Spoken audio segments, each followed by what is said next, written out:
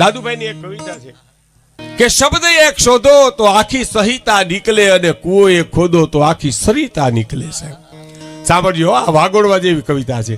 શબ્દ એક શોધો, ભારતની સંસ્કૃતિ એવી છે, શબ્દ એક શોધો ત્યાં તો આખી સંહિતા નીકળે અને કૂવો એક ખોદો તો આખી સરિતા નીકળે.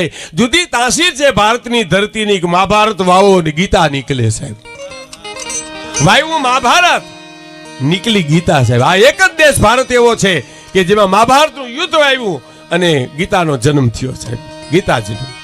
જુદી તાસીર છે ભારતની ધરતીની કે મહાભારત વાવો અને ગીતા નીકળે.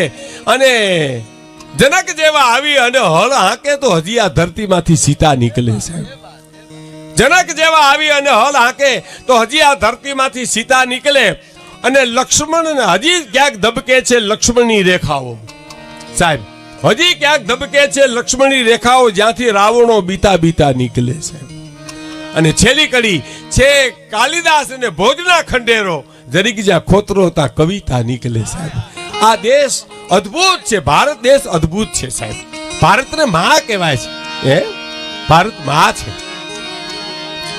એટલે આપણા ભારતને માટે આપણી ગંગા, જમના, યમુના, સરસ્વતી, આપણી સરિતાઓ છે, એના માટે પણ આપણા મહાપુરુષોએ લખ્યું છે.